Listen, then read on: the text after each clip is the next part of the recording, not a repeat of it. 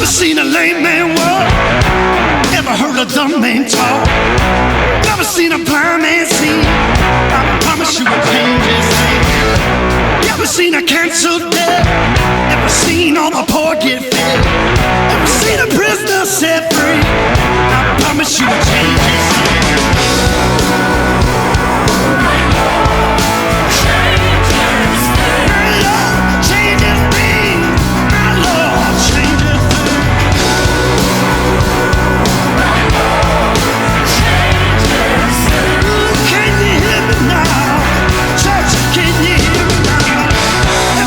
Broken heart made whole. Never seen it often. Smell that. Hello.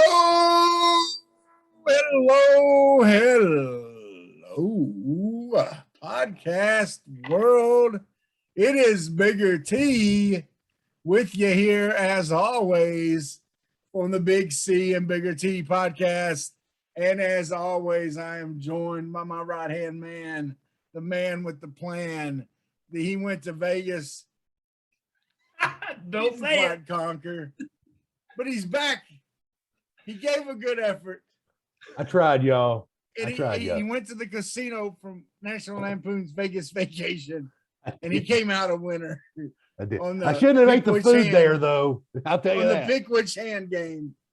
Yeah. Hey, Clint, how are you, buddy? Oh, I'm a lot lighter than I was last week. That is for sure. Had something at a casino in Las Vegas that obviously did not agree with me, and well, let's just say I'm a lot lighter today than I was when I got to Vegas, and I was thankful to touch down in Arkansas. It's like usually I can find the silver lining in any vacation, and I'm sure one day I'll find the silver lining in this one. But it's all right. You know what? We did get to drive around Red Rock Canyon, which was absolutely gorgeous. If you've never been, it's worth the loop around that. So yeah, but I'm back. I'm happy to be back. And look, you know what I did? I listened to our podcast on the way out there and back because there's nothing I love more than the sound of my own voice. I'm so soothing. I'm stressed about flying, and it's just like, hey, Clint, it's okay. And then I chime in and run that. And then I'm like, yeah, because I hear me and you talking over each other, like I'm trying to say something. You're like, I'm not done. I'm like, yes, you are. You're like, no, I'm not. Well, guys, I want to introduce y'all. If you don't know him already, those of you that don't, my main man, Mike Floyd. He is a longtime friend. We met in college. And my life has not been the same since. Man, this is the man that introduced me to the ribbon fry from McLaurin's Barbecue. And hallelujah. And using peanut butter on your popcorn and on your brown sugar and cinnamon Pop-Tarts. My life's been changed by you, Mike. Hey, Mike, tell us a little bit about yourself and what you're up to. My life has not been the same since knowing you, Big T. I remember one of my favorite things was going to the roast at your church in Camden. Yeah. And they were like, hey, you're in charge of the day. Everything you say goes. And the first thing you said was rule number 1, that guy over there can't talk. That's right. Oh, I said, I opened it up for me.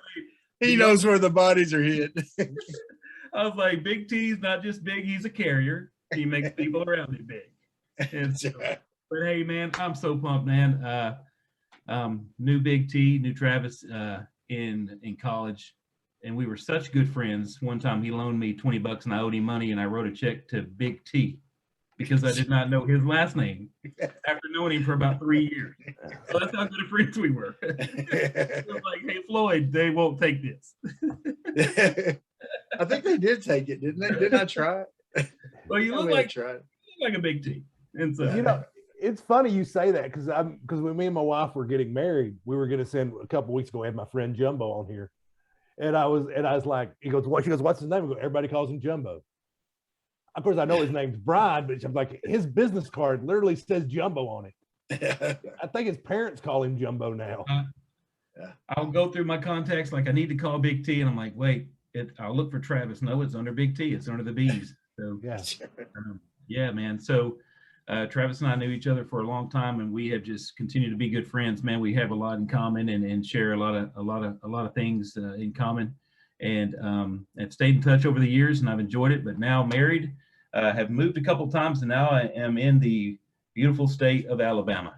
And so, well, the state is pretty. Yeah. I'm sorry for y'all. For those of you listening on Spotify or iTunes, Apple Podcast, whatever, I don't know, Reddit, I don't know what all we're on, Google. But I made a face when he said the beautiful state of Alabama. Because I am a resident of Alabama now. My wife and I have been married for about 25 years. Golly, time flies by. Yeah. I have two awesome boys, man. I've got Big T. I've got a 22, a 20, and a 13 and a 10-year-old. My two oldest ones are married.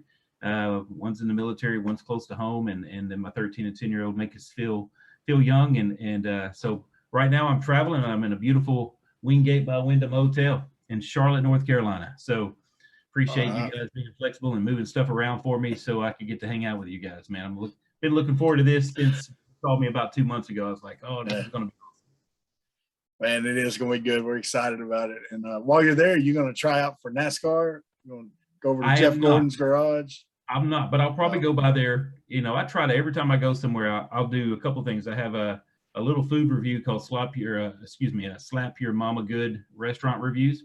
Mm-hmm. And so me and some friends of mine that travel get on, and we go to different restaurants everywhere we go and do restaurant reviews and food reviews. So tonight I had McCoy's Smokehouse, and I had their ribs and their, oh man, they had this tater tot kegs. So they were deep fried tater tots stuffed with cream cheese and bacon bits and onions. Oh, praise the Lord. Hallelujah. And you just gave me something to dream about tonight. Topped it off with a little bit of peanut butter pie and had their slab of ribs. It was, it was very, very good. But I try to do that kind of stuff fun when I travel and so, but yeah, I might even head over to the Hendricks Museum and check out the Hendricks car that won the championship a couple weeks ago. Yeah. So I can try to do that. Cool. Yeah, the NASCAR Hall of Fame is pretty cool too. Me and my wife were out there. Yeah, I really enjoyed that. It's got a Buffalo Wild Wings in it, Travis. There you go. Clint's dedicated to Buffalo Wild Wings. I do love me some Buffalo Wild Wings. Tonight, baby. Yes. Go. Clint lived over in the North Carolina area for a while. Before he moved back to Arkansas. Well, man, it was a great weekend, especially because those piggies went down to Death Valley. They went down to Death Valley and handed it to those Tigers. Man, it's always good to beat the Tigers. It was the most beautiful, ugly game in the history of football. It was bowling shoe ugly. It was physical. Oh man, that was that brought me back to the Houston Nutt versus Nick Saban days. The way, the physicalness of that game. I mean, it was grown man. Put your big boy pants football on, and we just happened to make one more play than they did. But you know what? It was a defensive battle, but it wasn't a boring defensive battle. No, it wasn't. The way the defenses were going so hard and blitzing so much. And finally, we're multiple. Finally, I've been asking, where's the 4-man front? You've been telling us we can be multiple. We have the depth to be multiple. Well, Odom, where is it? Well, there it was. You know why? You know why he did that, Travis? Do you know why? Because he doesn't. Odom listens to this podcast. He does. That's right. He listens. He does. He listens. I know he does. He listens. He's like, Bigger T said so. Yeah, but we better go multiple. I better do it. Better go multiple. But no, man, when we finally saw. I love when Fouché blitzes. Yeah, I love when Morgan blitzes. Those guys do a great job. They may not make the play, they may not get there to make the tackle, but they at least pressure the ball so that good things happen when they blitz. If you watch when Fouché blitzes, man, he's always pressuring something. Something good happens. And we saw that Saturday. Now, I got to be honest with you, though. When I sent Clinton Marco Polo, I said at the beginning of the first half, I said, guys, I don't like the way this is going. That's a game in the past we wouldn't have won. Yeah. The way it started, the way our defense was having to stay out there so long, we wasn't getting first downs. I mean, our defense was playing great, but they were going to be wore out by the time the second half came around if we didn't start getting some first downs. What were y'all thinking at the beginning of that game?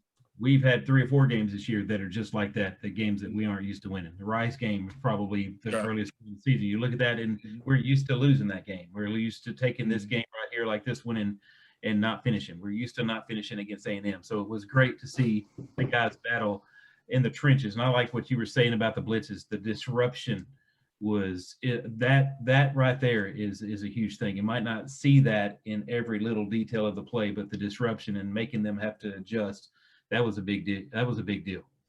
And I can't agree more with you, Mike. Is that this is a game we'd have lost in the past, but this isn't an Arkansas team from the past. I mean, you got to think about this. This football team is a 2-point conversion away from being 8-2. Man, that blows my mind. I mean, they're 2 points, and still, even at that, knowing what I know now, going for 2 still was 100% the right call. Yeah, that's bad play. Still hate the play call. Yeah. But you know what? But it's like Pittman said about Browse Floor. If he knew it wasn't going to work, he wouldn't have called it either. Yeah. So I'm not. I mean, it happens. But man, this team, I just thought it had more fight in it. Like, yeah, we were struggling, but I felt like, okay, we're just got to keep plugging along. It hasn't seemed like we've had a game where the offense and defense both haven't showed up. One of them will pick the other one up. Well, I mean, you say Georgia, but shut up. Yeah, that's right. I mean, it is what it is. Yeah. I mean, really, they do the playoff rankings, and they should just put Georgia 1 through 4. It's Georgia and everybody else this year, and I hate to say it. No one wants to hear it, but it really is. The only team in this country that can beat Georgia is Georgia. Georgia's going to have to blow it. 100%. But yeah, I mean, I felt like we were fighting, but I was nervous. I was like, okay, we just can't let this get out of hand. I mean, if we just keep plugging along, eventually we'll discover something on offense. I'd never thought it was going to be 13-13 going to overtime. I thought we'd get some points, but what it showed me is that, number one, LSU hadn't quit. Like, anybody that thought they'd quit, they were wrong. You're right. They were wrong. They're struggling, and they're not, and Nussmeier may be a fine quarterback for them, but he looked like a true freshman out there quite a bit. Well, they're going back to Johnson this week. Yeah. Ed O said today. But the other thing is, the big change we made on offense that I saw anyway was we put it in KJ's hands more. Yeah. He started running the ball more in the second half, and that opened up a lot of things for us. In the first half, he didn't run the ball, but in the second half, he started looking to keep the ball longer, and that he scrambled more, and that opened up some passes down the field. The touchdown to Johnson was because that was huge. He was scrambling and that was a terrific play. It was. Yes. Well, he even said after the game, I'm accountable for one guy. If I can make that guy miss, I've got to make a play. And what I like about him this season, he's really done a good job of limiting his mistakes. I mean, he's getting rid of the ball at the right time. He's getting rid of the ball out of bounds. He did take a couple of big sacks in this one, but that's going to happen. But he gets rid of it most of the time. And but he's making really good game time decisions. But on those, you're right. He did take some sacks, Mike. But I don't blame him for a couple of those. Right. I blame the play call. If a team is going all out blitz on you, look, we've played Madden. You don't run a play action against an all out blitz. And that's in real life, you don't either. You don't run a slow developing play. Right. When people are blitzing the house after you. Right. You gotta have something that's quick hitting, or something that takes into account, like a screen, where you're letting them upfield anyway, so you can drop it off underneath it. And we had these plays that were slow developing, and he's going to get sacked. There's nothing he can do. He's faking a handoff, on a play action, and then all of a sudden he's got two guys on it. You know, Right. that's it. And the screen game should have been there. It just seemed like it wasn't working for whatever reason. Well, the screen game's not necessarily our cup of tea. You know, it's the screen game hasn't necessarily been our the thing we've been the best at this year. You know, that's something we need to improve on. Yeah. Especially, I think, you know, we run some wheel routes and some little outs with running backs and things like that, but I don't think we've ran the screen game as well as some other teams do. No. I'll just put it that way. Yeah, absolutely. I see that for sure. But I mean, for the most part, though, I mean, especially defensively, you can't be. There's really not a lot to complain about. Mm-hmm. Special teams look good. I mean, look great, and we took care of the ball, and LSU did it. And you know, when two teams are evenly matched, usually the one that turns the ball over the least is going to win. And like Mike said, KJ's taking care of the football this year. We're still at three picks. I think a couple fumbles though. Mhm. So, I mean, 5 turnovers out of your quarterback, 10 games in. There's not many. Didn't take There's that. not many head coaches that wouldn't take that. Right. Yeah. I mean, there's not. And, you know, and everybody's like, KJ's not the guy. KJ's not the guy. Does anyone He's sit the here guy. thinking KJ's not the guy? Man, holy cow. I mean, if he ain't showed you he's the guy by now, I don't know what to tell you. You need to transfer, become a Georgia fan or something, because Yeah. KJ is 100% the guy. Yeah, He is 100% the guy, and I am. for sure. I'm so thankful that Chad Morris recruited him to Arkansas to sit behind his son. I mean, All right. So normally we have some players of the game. Clint, who's your player of the game? well, I'm That's- giving this. Or I'm your giving this week. most valuable person? Oh yeah, this week I'm giving it to our special teams coordinator Scott Fountain. It seems like every time we have a game, somebody calls into Drive Time Sports like, we need to fire Scott Fountain. Scott Fountain is one of the most respected special teams coaches in the game. Mhm. And the reason I'm giving it to him is because he recruited Cam Little here. Mhm. You can't tell me Scott Fountain hadn't been following him around and even told him, like, look, we need to offer this guy full scholarship, because people Yeah. don't just offer full scholarships to kickers out of high school. I mean, they do, but it's rare. Most time they try to get them to walk on and then earn a scholarship. No, he was good enough. He got a scholarship. He also called that, you know, you got to give him credit for that fake punt. I mean, fake field goal. I keep saying punt. That fake field goal. I mean, it was well designed. It was there, you know, and they felt like it was there all Letting night. the punter run, baby. Yeah. Let him Let the run. punter run. Let And- the punter run. And special teams and defense won this game. I agree with you. I think, and not just, you know, the Cam Little deal, of course, is obvious. But then you look at, you know, our kickoffs are boring, which is wonderful Yeah, it's what everybody wants. because they're going into the end zone. They're touchbacks every time. And then our punt game was not, you know, we gave up a little bit of a return, but Bauer had some good punts, you know, I mean, he, you know, overall, they seem to have figured out what got those blocks earlier in the year. I saw them make some adjustments on the line according to how LSU was lined up to keep the punt safe. So yeah, I agree with you. I think Fountain definitely. Yeah. We love Arkansas fans love to give him crap. So you got to give him credit when they play well. So Well, my player, most valuable people, is the D-backs. yeah. You know, you lose a Jalen Catalon, and that's hard.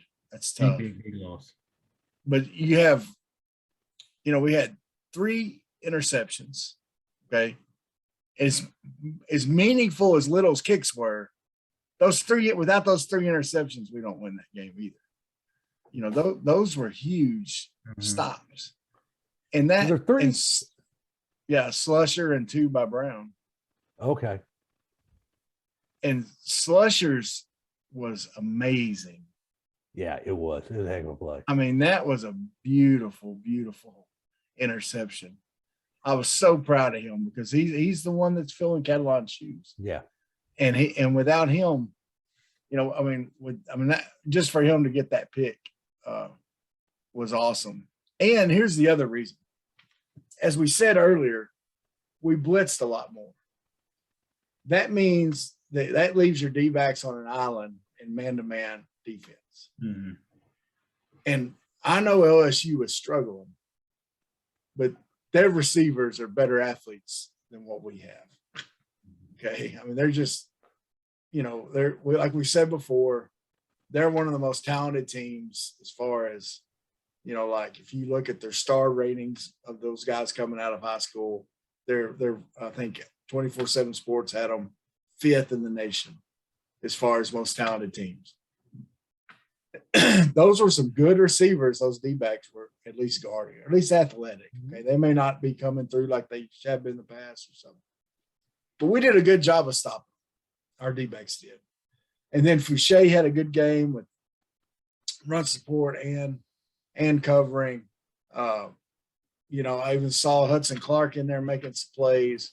I mean, you really, our D-backs are one of those things that can worry us at times, but kind of like the special teams, but I think really came through in that game.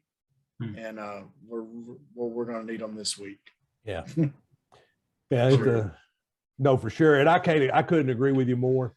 And I know me and you talked beforehand and you said, man, I almost want to give it to Barry Odom. And then I brought up, in a way, you're giving it to him when you say the defensive backs because he coaches the safeties.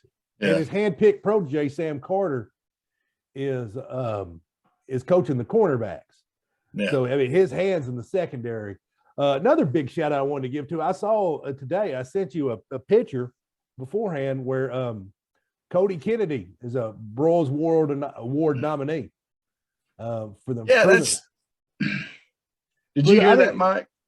I did not see that. That's awesome. Yeah. And here's the thing. It's kind of like, I'm going to compare this. It's kind of like Triple H, the wrestler, never gets credit for how good of a wrestler he is because he's married to Stephanie McMahon. And everybody's like, oh, well, he's just gets this because of Stephanie McMahon. No, Triple H is actually a pretty good wrestler. Cody Kennedy's probably not getting the credit he deserves for the offensive line because the head coach is Sam Pittman. No. They probably think to me, I could go up there and coach that offensive line and it'd be good. No, Cody's doing the job. Sam Pittman's really is. He's a CEO head coach, and he lets his coaches coach. Yeah, he does. Yeah. And I think he saw something in Cody Kennedy, and that's why he's the offensive line coach at the University of Arkansas now. And I'm happy for him. My hat's off to him. Yeah. I'm going to go with the linebacking crew as the players of the game for me. Yeah. Bump, Grant, and Hayden. I think 34 tackles combined. Yeah. Something ridiculous. 4.5 sacks, 1 padded, 1 pass deflection. That's filling those gaps. One of the things I really liked about it is that LSU had 109 yards rushing against Alabama, which everybody's, big, bad Alabama. They had 108 versus Arkansas, 42 carries, just barely 2.5 yards per rush. Those guys hit the gaps and they grabbed the guys and they tackled them. I mean, we're so used to bouncing off runners. We're so used to them not getting to the edge. We're not used to them hitting the holes. And if they do hit the holes, they're running past the guy. They're missing tackles. And so I really like seeing those 3 guys hit the gaps like they did. And they got 1 sack combined, but man, they really they had a great game. And I don't think there's 2 guys, and I'm not taking a thing away from Bumper Pool because Bumper Pool is amazing, and I'm happy he's a Razorback. But I don't think there's 2 guys that play above their head better than Hayden Henry, no, and Grant Morgan. I think Bumper's by far the most talented of the 3, just pure talent alone. And Bumper had a great game. He did. He did a lot of stuff that didn't show up on the stat book. He put a lot of stats on the stat book. Okay? No, he did. Like I said, a lot of tackles. But guys, what we're seeing out of Hayden Henry, is next level. Yeah. No, because he was always the other guy. It was always Bumper and Grant, and then Hayden's here too. But no, it's the 3 of them. He's starting some. Yeah. And to me, a lot of times he's our best linebacker out there. Yeah. I love Grant. Okay, I love Grant. And he's he's the unspoken, undeniable leader of this team. And I love, he's on the Mike on the Buzz, with the NIL. They've started getting weekly interviews with Grant, with Jalen Catalon, with KJ, with Bumper Pool, and with Ridgeway. So all those guys come on and do a segment. And on Monday mornings, I always try to listen to Grant's because, he's like talking to a coach, yet he's, the leader of the team. And he's so accountable for what he's done wrong. He'll say, look, I know the coach said it was his fault, but it wasn't his fault. It was my fault. Or it was our fault, Yeah. And man, that's just so refreshing to hear. He's one of those guys you just want to bottle him up and keep him. I hope if he doesn't go into the medical field, I hope they keep him on as a GA or something and try to keep him, at Arkansas as a coach or something. Because anyway, anything else on the LSU game y'all wanted to cover that stuck out to you? Not really, just the physicalness. Like I said, it was a physical football game. I guarantee you there were some ice baths taken that next day. It was. Has it been a while since we've had a kicker we could trust? Oh man. Golly. I was kind of torn when you were talking about picking a player. I was like, God, linebacker crew was awesome, but to have a guy that can sit up at 50 or 48 and Truly, you don't have to go to bed like, when can we get a kicker? For years. Now Zach Harker was pretty good, and he was just in the Belima era. So we've had, he was good. Yeah.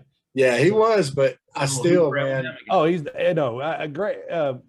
Little has the best chance to be the best we've ever had, and we've had some good ones come through there. Kendall Trainer, Steve Little, just to name a few. Steve Cox. Yeah. There's been some good ones. Well, guys, we also, Mike, each week we do, I know you'll appreciate this because, pretty much you're a friend of mine and you appreciate Tommy Boy. And so the phrase "holy shnikes." And so we do a holy shnikes moment each week. We've had some pretty good ones the last couple of weeks. But here's one I found today that I had not heard about this until I read about it. The Cowboys, Mike McCarthy's their coach, and of course he's been taking a pretty good beating. Them not playing up to what a lot of people expect, especially the talent on their roster, and they got whipped by the Denver Broncos 2 weeks ago, right? That powerful Denver Broncos team led by Teddy Bridgewater. Okay. And I did, of course, the Broncos, it's NFL. Anybody can beat anybody. Right. Yeah. They're all getting paid. Yeah. And they're all, really good.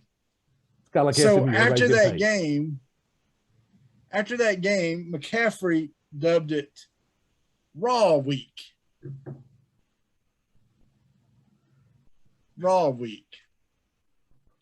Red A Week. Red Booty Week. Red Booty Week. Okay. He dubbed it Red Booty Week. He said, because we got our booties whipped red. And so before the game against Atlanta, he shows up in the locker room with some monkey butt powder. He says, all right, guys, we've had our red butts this week. Let's put this on and go out there and kick some butt. I love it. I guess it worked because they won 43-3 against Atlanta. I love it. I'm not a huge Cowboy fan, but I love it.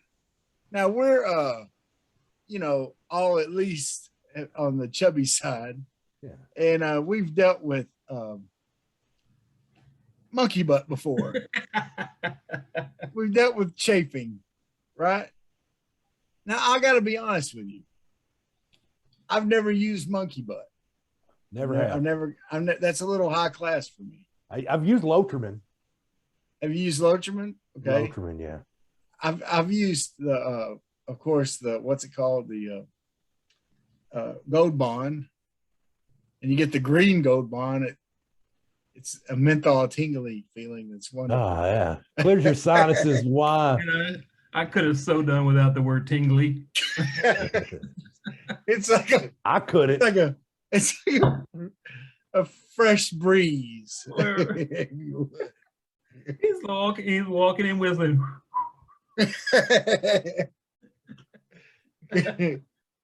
There's always the baby powder method, right? But of course, one of my favorites, when I used to work construction, we used cornstarch. You ever use cornstarch for that? No, I'm a snob when it comes to that. I was a Loterman or nothing guy. Really? Yeah, Really? yeah. I always go for Loterman. Mike, you ever use cornstarch? I have not. It's great because like halfway through the day, you reach down there, you got some biscuits.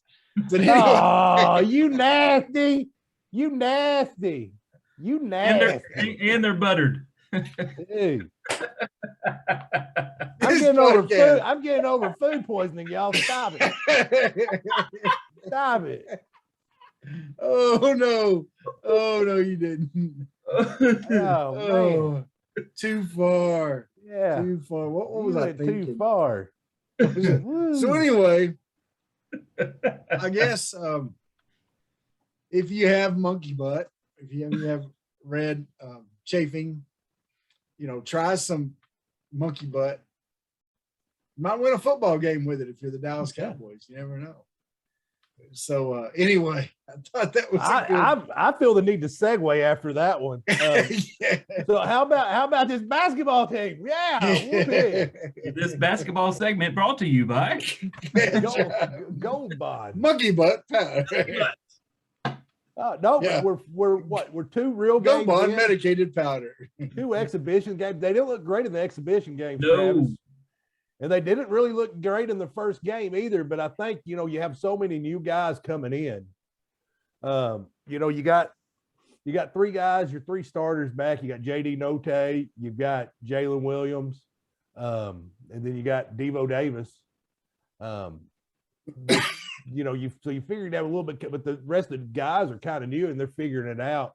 It seemed like they figured some things out against Gardner Webb. Now I'm not riding us into the Final Four because it was Gardner Webb. Yeah.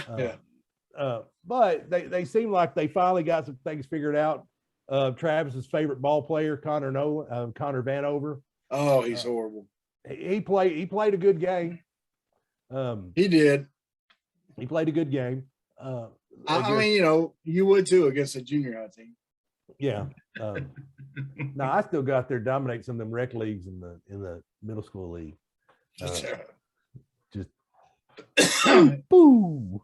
Yeah, one of the big changes this year is Notae's gone to the starting, and he's your key shooter. Against what was it, 2 games ago, Devo Davis didn't even shoot. He just played defense and rebounded, and that's kind of reminds me of Kobe a little bit. Kobe would do that sometimes. He'd have games where he'd just show the rest of his team it's not all about scoring. Of course, then he'd go out and score 60 the next game. Yeah. I'm a little surprised that I'm looking at his name here. Chris Likes is not starting. But they've sort of put him in that same role that Notae was in last year. Yeah. And that makes sense. Mm-hmm. Very, very similar style. Yeah. And he's just that spark that comes in. And he's a good on the ball defender. They are saying he's doing a good job. Well, if you look at last year, they got better as the season went on. They didn't start off as they'll figure it out. And I don't think there's a coach in the country better at breaking down film and looking at stuff than Musselman. Musselman, I think, is one of the better X's and O's coaches in the game. Yeah. I really think that. I think he gets the analytics of things. Not that I'm a huge analytics guy. Sometimes you just got to go with your gut.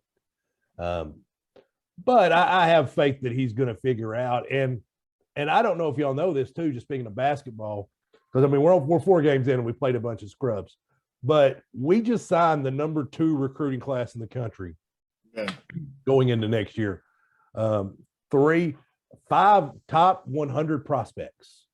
Yeah. Number 1 player in the state of Alabama also. Yeah. What's his name? Yep. Okay. All right. I know. Yep. So, but no, I mean,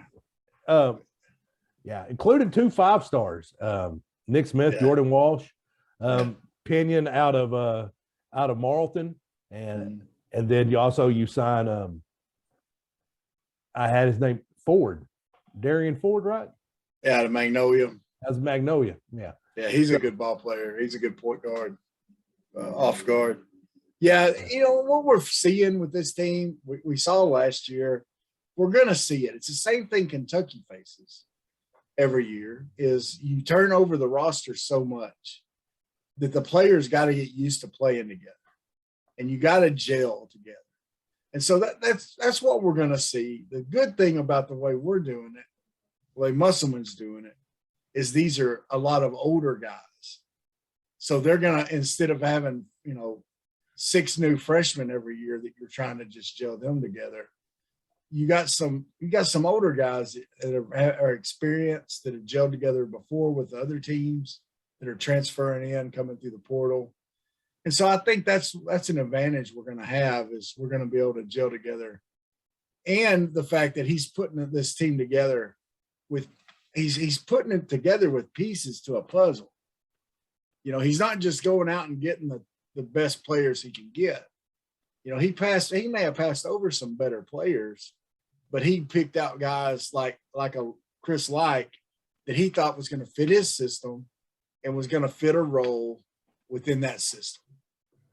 And that's what I love about what Musselman's doing. And so, you're going to have times with like a Vanover that he didn't get to play all at the end of last season, hardly. Then hadn't played at all this season. And then he starts him in the Gardner-Webb game. And the guy has a great game. Yeah, he didn't play against Mercer at all. No. Yeah. I heard he was also, there was a medical issue that he's unhealthy is part of the reason. Oh, okay. I'm not sure what there was, but I mean, it just. I'm really not sure if there was anything medical. No, I'd heard that. I don't know where I heard it. I heard it from my cousin Vinny down on Vinny by the road. Because when they in the press conference, they asked him what it was like, not getting playing time all that time, and he said, "Well, I have a lot of respect and I trust Coach Muss, and he's going to put me in when he feels like I can help the team, and it's beneficial for me," which is a very mature. Yeah, that's what you like to hear from a player. I think. Go ahead. I'm sorry. No, go ahead. I think one of the things that Muss does really, really, really well, you guys were talking about, is prep. That's awesome. It's one of the things he does extremely well. He does a really good job of hey, let's try this group. Let's try this group. Let me stick this guy in with that group. Let me stick this one in with that group. And so, we're used to subbing out 5, subbing in 5. This guy's going to sub 1 or 2 at a time and try to find the right group of 5. Does a really good job of that. I think in these kind of trash games, I think the biggest thing that you try to look for is consistency.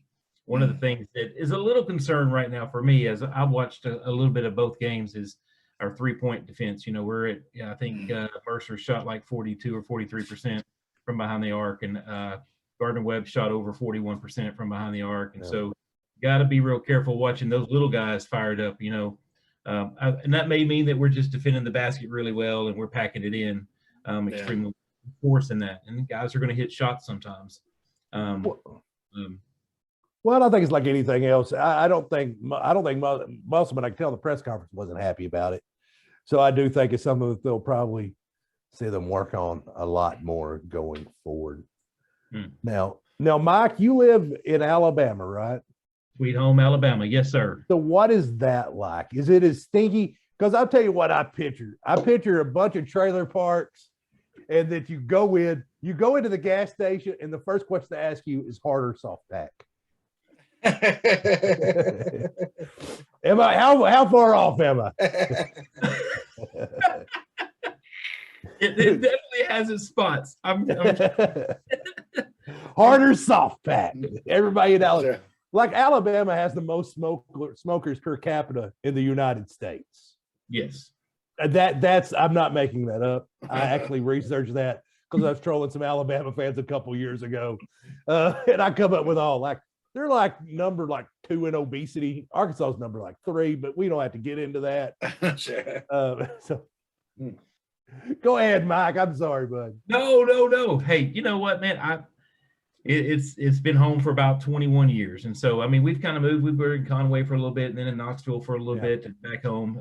But I mean we love it. It's a great place to live. I mean it kind of mirrors the States a little bit. I mean they kind of have the center capital, and then the Ozarks as you get up north, and you know the passion for football obviously in both states is about the same. Maybe a little bit crazier in Alabama, a little bit closer to Nashville and closer to Atlanta. So you see a little bit split when it comes to college versus pros and stuff. But man, I mean, we love it. One of the things that really stands out to me, I'm taking one of my sons who, forgive me, I hope I'm still welcome to finish this podcast with you guys, is a huge Alabama fan. So I got him Alabama, Arkansas tickets for his birthday. So it was kind of hey, I'm going to get you something, but me something for your birthday. Well, I mean, he grew up there, so it's a completely understandable. And so I've been to 3 or 4 games at Bryant-Denny, and the atmosphere is amazing. It's okay being a Razorback fan in Alabama, and I'll tell you why. Because historically, we have not been a threat. They don't like you. They don't like you unless they like you, unless they know you can beat them. And so I've got some really good friends of mine. They're a little nervous about this weekend. And so they saw the defense against the run, they saw the defense against the pass, and they know Alabama is struggling with the run game right now. They only had 6 yards rushing against LSU. They're really, really struggling getting to the edge. Not what you're used to seeing with an Alabama football team. With not big backs, not really, really fast backs. And the receiving core is kind of depleted versus what we're used to seeing with those guys. But and the fans are great. I mean, I'm a big guy. Big T knows that, and I love me some barbecue. And it's always funny because they're always roasting pigs and they're having barbecue, pork ribs. And they're like, "Oh, you want a pork rib?" I'm like, "Heck yeah, I'm about to eat your tailgate out, bro. I don't care." I don't care. I'm a Razorback. Look, a Razorback fan's eating pork. You dang Skippy. That's right. Yeah, I wouldn't be smoking a pork shoulder if I had my own setup. No, I can see where you're coming from, Mike, about, we ain't beat them in so long. I think it's been 14 years since we beat Alabama. 2006. The last football coach that beat Alabama was Houston Nutt the year before, I believe Saban got there. Saban's never lost to Arkansas at Alabama. Lost to him at LSU, but never at Alabama. Right. And I was looking the series. They're up 21-8. Yeah. They've won 21. We lost 8. And that's the last 13 years. I figured there would have been more games than that in the past.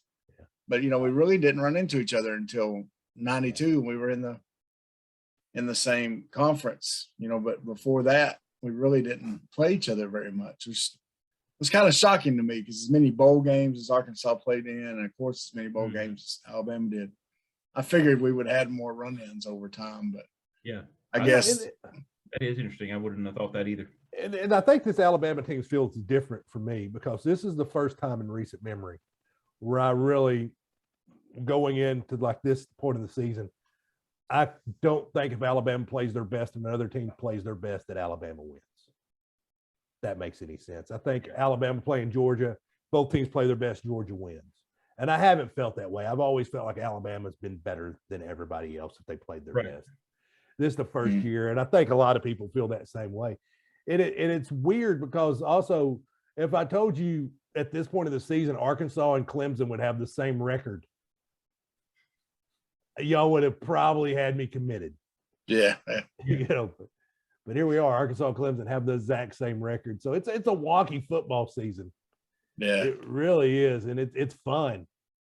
But the thing is though, we say that and I agree with you. that if Alabama was playing Georgia, even if they played their best, I don't think they would beat them. But this is still a really good Alabama team. No, they are good. I think Alabama is by They've far. shown some weakness, but Bryce Young was 21 of 23 last week. Yeah. Travis, I'm going to ask you just point blank. Who do you think the second best team in the country is? Alabama. I think I agree. Alabama. Absolutely. Yeah. So, I mean, that's the long and short of it is. Yeah.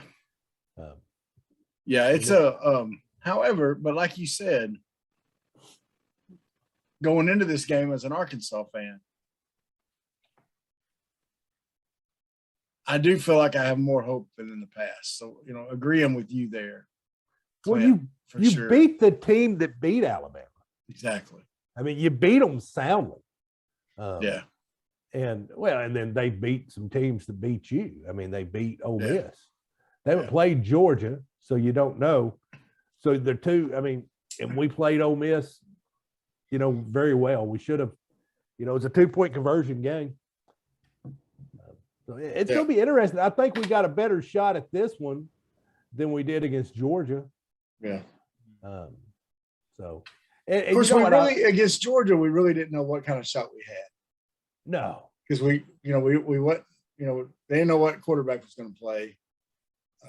We really didn't know, and by far we didn't know, Stetson Bennett or whatever his name is. Isn't that him? Stetson Bennett. Yeah. That he was, we knew what he did against us last year, but we didn't know he would still come in and do what he did against us and end up taking over as a starter for the rest of the year.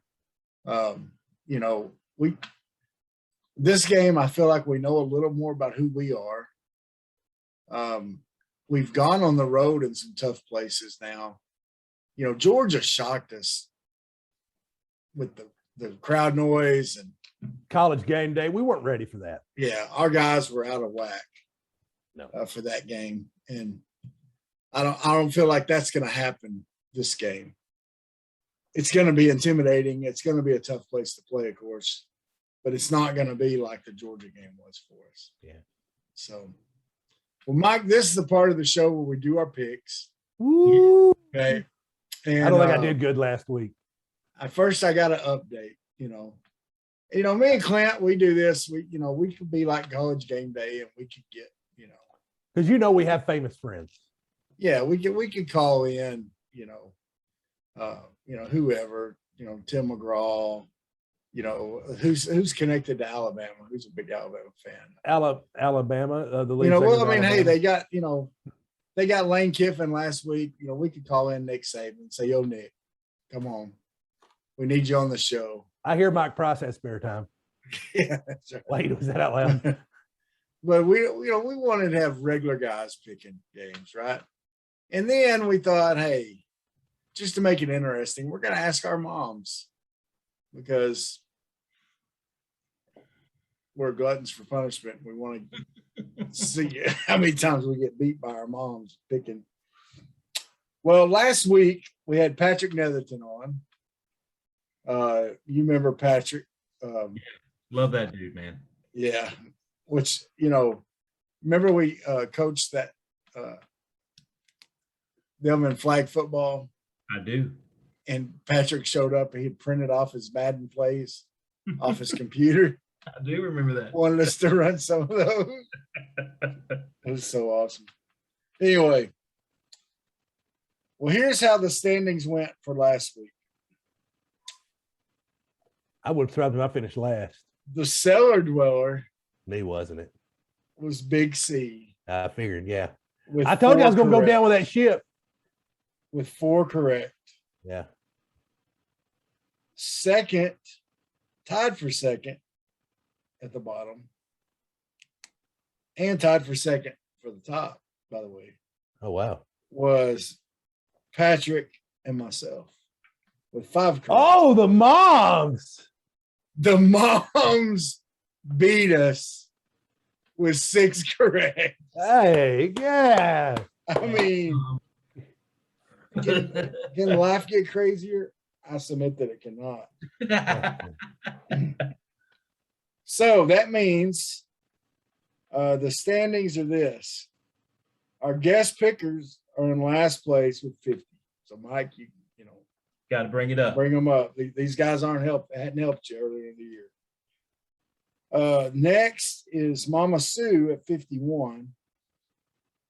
Mama Betty is at 53. Clint is at 61. And I'm at 65, correct, over 11 weeks.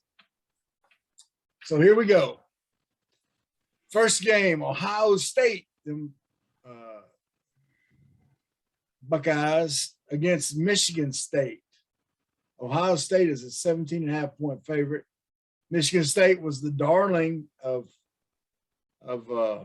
college football for a little while there, but that may have, especially after this week, may be gone.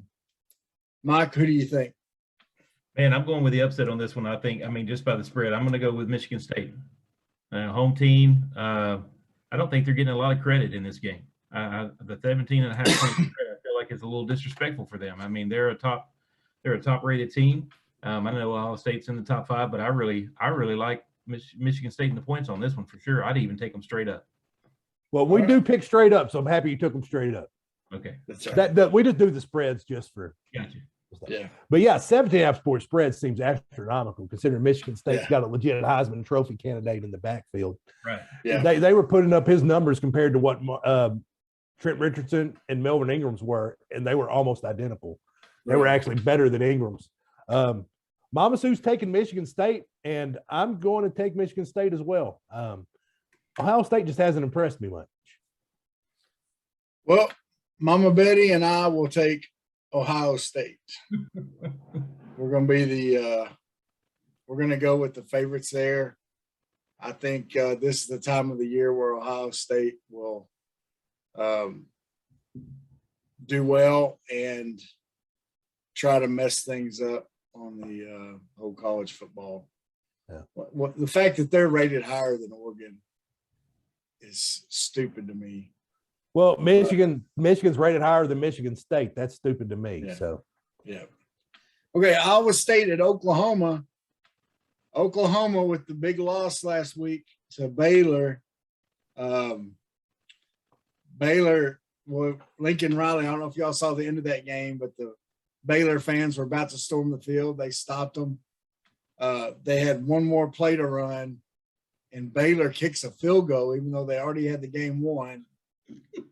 But they did it to help them on the tiebreaker. Yes. you can't blame Miranda. I mean, he did what he had to do.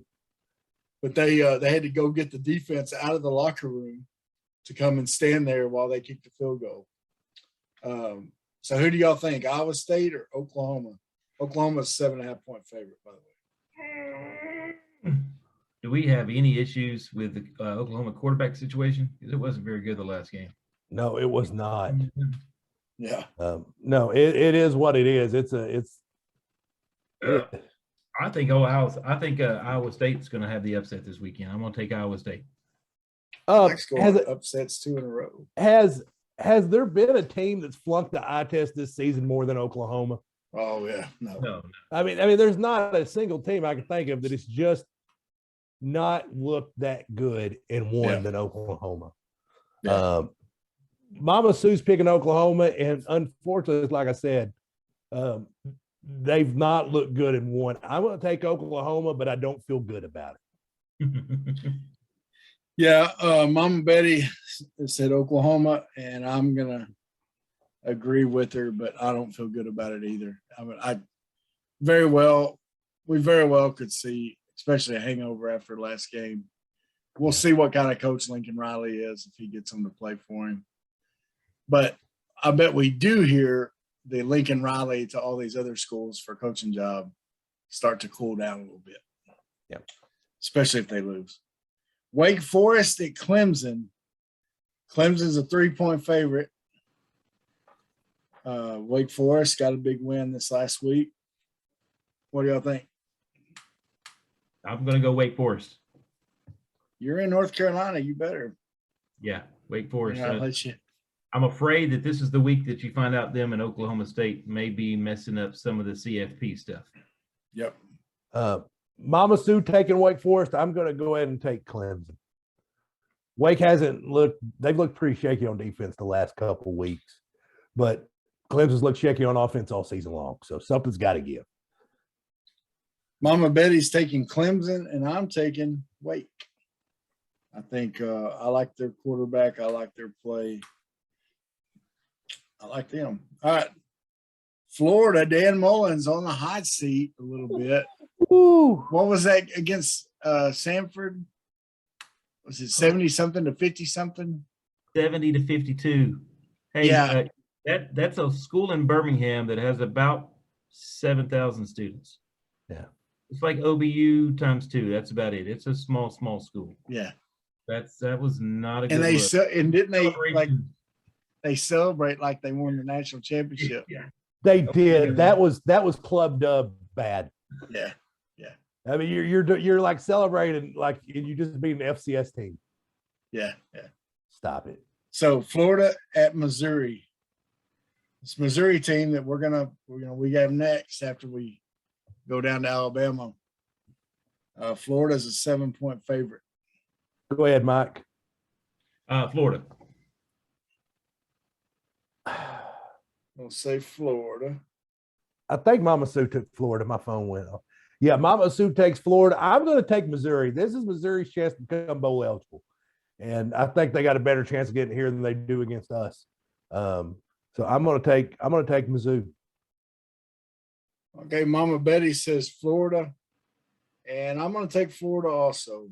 I think Mullins is here I think Mullins is a good coach. And I think he's hearing all the people talk about him, and he's going to be motivated to prove them wrong.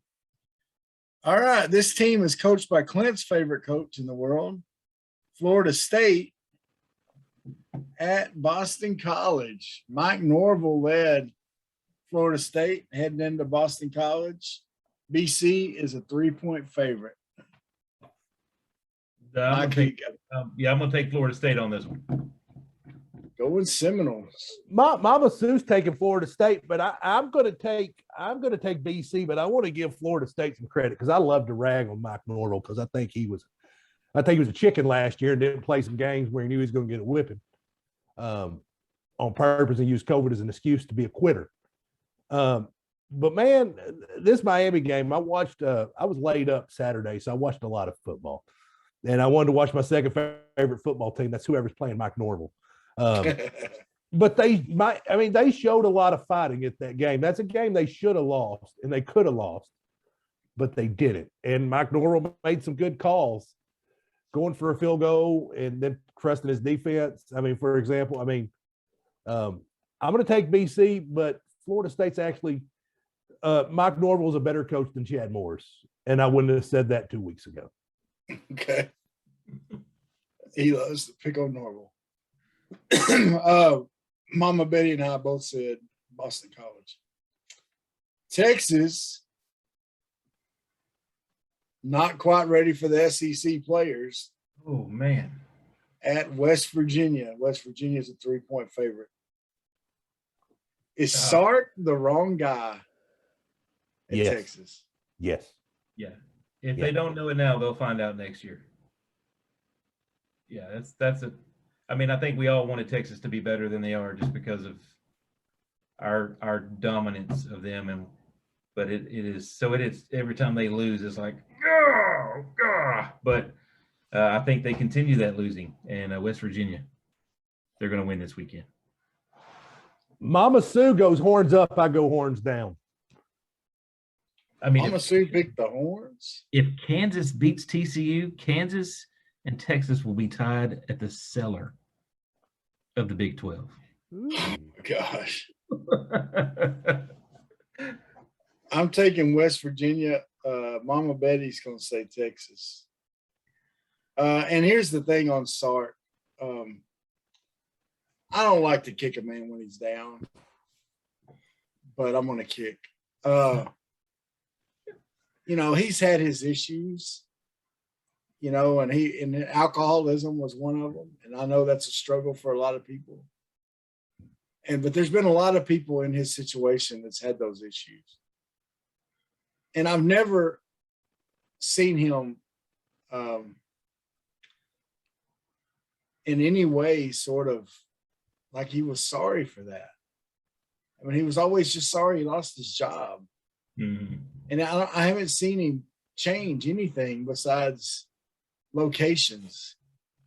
You know, I mean, he USC and then Washington State or whatever. And then, I mean, just, you know, he goes and sits under Saban, and now it seems like the same type of stuff is happening, you know? And so I just, I don't know. I hope the guy, you know, and I don't know him personally, and I don't know what his life's like, but there's just something about him, man. It's well, and here's it's what almost really, like a Petrino type thing, you know. they were talking on Drive Time Sports today after the press conference that he got asked point blank, does this team quit on you or quit? He goes, I don't know yet. Ask them.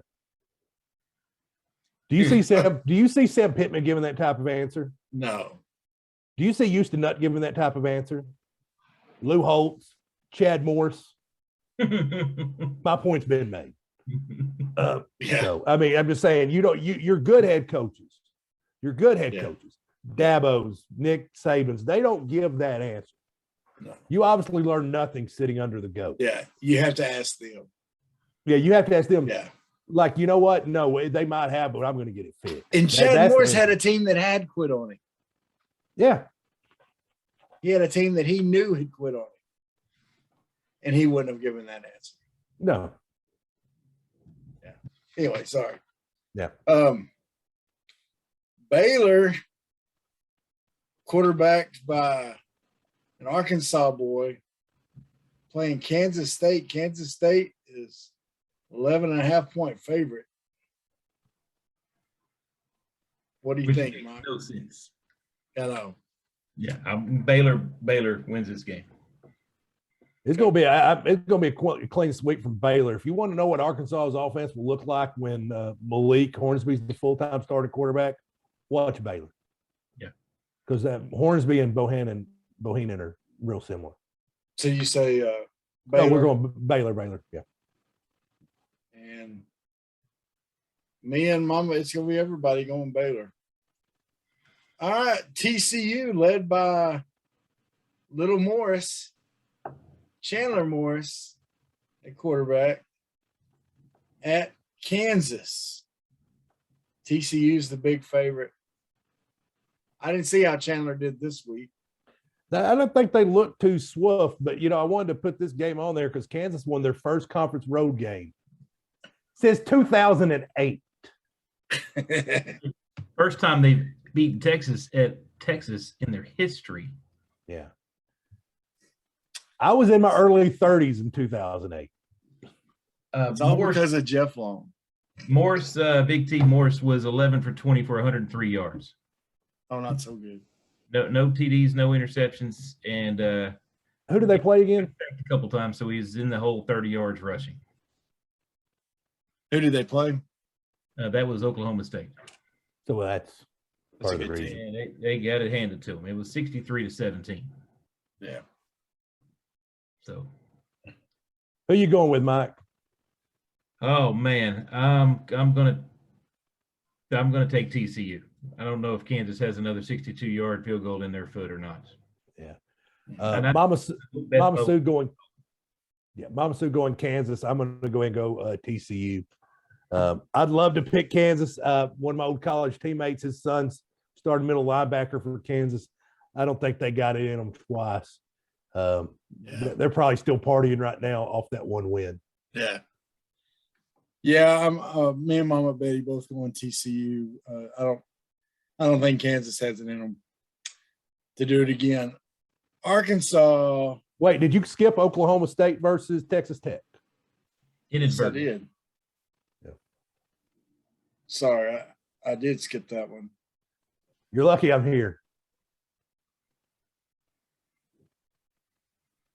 Yeah, I will. I'm going to take Oklahoma State on that one. I think they're going to make a little bit of noise and mess up some of the CFP plans that some other teams have. I agree. Me and Mama Sue both agree going to Oklahoma State. Well, that's a clean sweep because Me and Mama Betty are saying that one also. Well, I'm happy I made us pick it. Yeah, that's right. All right, Arkansas at Bama. Oh man. The Another- Hogs versus the Tide. Whew, well, This was a tough one. This one, Mike's going to be there. He's going to be in the stands with his son. I'm What's trying gonna to happen? decide if I should wear my Razorback onesie. About 3 years ago, my kids Yes. got me a Razorback onesie pajama outfit. And Nice. you pull the little hoodie up, and it's a Razorback head with the snout on your forehead, and it's got the little tail on it. So I'm trying to decide if it's worth that. I mean, I think Arkansas actually covers the spread on this one, but Alabama wins. Mama Sue just wrote Alabama, sorry Hogs, when she made her pick. I said all season long I thought there were 2 unwinnable games on the schedule, and this was one of them. I picked this against Georgia, knowing that we probably weren't going to win. I'm not going to do it again. I begrudgingly pick Alabama. Not happy about it, but I just think Alabama's got a better football team than us. And they also played New Mexico State last week and beat them 56 to, I don't know, 3. And we played LSU in a physical football game. So, I mean, I think it's lined up for Bama to win. I think Bama is going to come close to covering, but not quite covering. I'd say Bama by about 17. Well, one of my biggest worries is what you just said, Clint, is that we just played a physical, noggin-knocking game against LSU down in the swamp. And our guys are going to be a little sore than what their guys are going to be. Mm-hmm. They're going to be a little more tired than what their guys are going to be. But Hugo Besnick once said, those boys play like a bunch of wild Razorbacks. And that means my Hogs, baby, are going to go over there to Bama, and they're going to show them Roll Tide rolls where they can roll it off a cliff, because the Hogs win by 6 points, get the game outright. Count on it, baby. I hope you're right. I would love nothing more than to lose this one. I would love to be sitting there for that again. I would love for you to be there for that one too. Holy cow, that'd be awesome. Hey, I'm not going to tell you to go put money in Vegas on it, because if you listen to me on your kids' college fund, will be empty by the time. However, there's just something. Look, I think KJ's going to shine this game. I think he's going to go out there and he's not going to put up a huge amount of stats, but I think he's going to start to control the game from the very get-go, and we'll see what happens. I may be wrong. I hope I'm not, but I got to believe. I got to pick them. Just the way it is. I'm a dreamer. I think it's a depth issue. I mean, and that's going to be our against the Georgias, Yeah. against the Alabamas, against the Auburns, even and Ole Misses. I think I love it. I'm going to say 7-3, 10-3, about halfway through the second quarter, and everybody, Razorbacks are going to be feeling excited. Alabama closes the second half with a touchdown, gets the ball back, scores a touchdown, and that 10-3 turns into 24-3. Force a turnover, turns into, it could get pretty ugly if they don't get control. But I think just that wearing them down, and so proud of guys, we've had more wins this season than we've had the last 3 combined. Yeah. And so it is a near part to see miracle what Pittman has been able to do in Fayetteville. And I can't wait and I think we're really close in the next season or two of being a team that can compete and beat Alabama. I do too. I agree. So I really, really, that's And you're right. The depth is the issue. I mean, that's going to be the issue against the team. like Bama, normally like LSU. Okay. Yeah. It's been against Texas A&M. Yeah. They get better recruiting classes. They get guys that are college ready quicker. We may have some players that by the time they're seniors are going to be competing well against Bama, but we still got to develop them for a couple of years. Yeah. That's the difference between a 5-star. Well, and I think we've got the right guys in place to do that. I tell you, I don't think there's a more important person on this staff than Jamil Walker. Yeah. I just don't. The strength and conditioning coach we have right now is one of the best, if not the best, in the country. Yeah. Nick Saban has one of the things he swears by. Every 60 yards in penalties is 6 points. Arkansas has got to keep that yellow flag off the field, man. They showed a lot of being intimidated against Georgia. So that 103,000 people at Bryant-Denny Saturday is going to be louder than what they saw in Athens. It's going to be a bigger atmosphere than what they saw. I even picked on my son. I was like, hey, you want to sell these? Because we bought them before the season started. And since Arkansas has been good, the tickets are 20 times more than what they were, before the season started.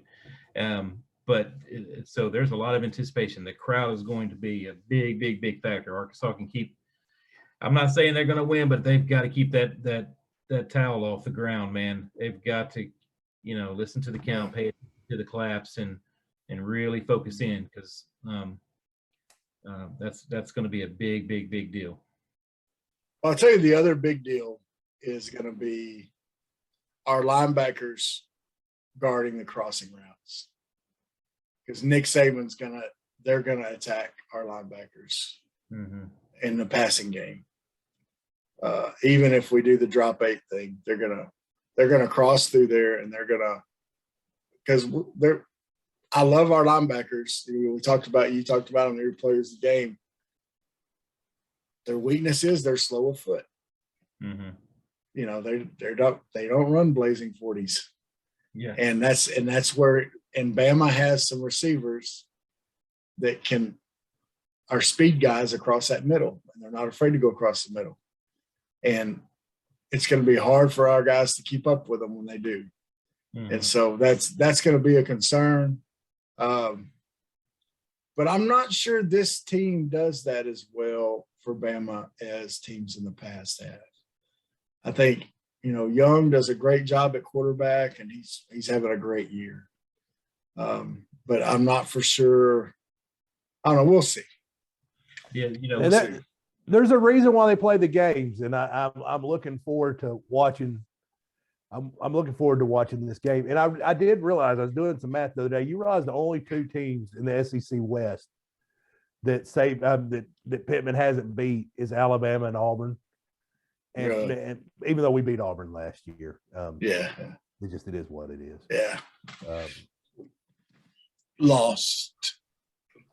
Well, guys, Mike, man, appreciate you coming on here with us, dude. What a privilege. Thank you, guys. It's always fun to hang out with you.